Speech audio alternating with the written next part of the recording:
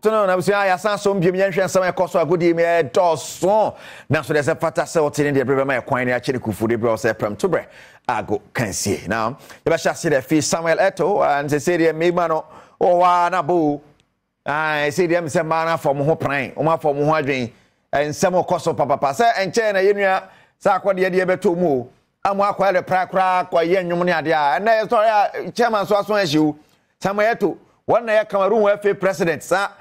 tama ono abore Madrid de pen no swa oh young boy mu won yan say o Spain o twem pena bi o ene say mpena no kwaya na kwaya yi o yini ka no kakra bi a je say pressure ene so mo de kokko o mo nyina agi tu mu say ya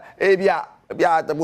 monthly bia no bosome bia o ma be 1400 euros nye de makwalai yese be fie num ni chairman sanis kanin ko takaka boma na do be 90000 euros ana gay in the lawyer kese ono akofa lawyer se ne papa enhwe no ne papa nsene ni skenti no yen chi ne papa ntum yen chu papa ntum se nkwala abadi se je cha children wo de papa kokko to say yen chu papa ntum say o papa ense no 1400 euros na se no de na shikra say ne papa guy one na Cameroon FA president ya 1400 pound get record ho de sene no no akola no gina so gina court ye won say ko papa ense no ska say de ni osanimum no say the beginning no neto so on kai of course Spain no matches there ojeje matches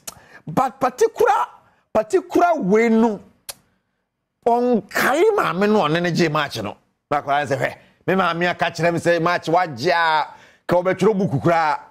ene wan tro buku anfo amam wanya no ade anu me amu aprufu atese say ne ba no so ka obetua ene so obetua 5 years ni na so 5 years first month ama second month ama first year no 12 months ni ama no sha ho ye den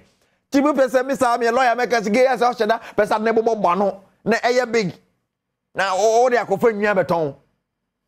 5 years ni aden ama chairman so ayeshi Cameroon was say amu ho no omu pese mutu no ba Cameroon football no so omu hu so omu tu no te ha pressure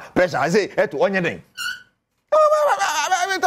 I say brotherhood no yen nwia yes sympathize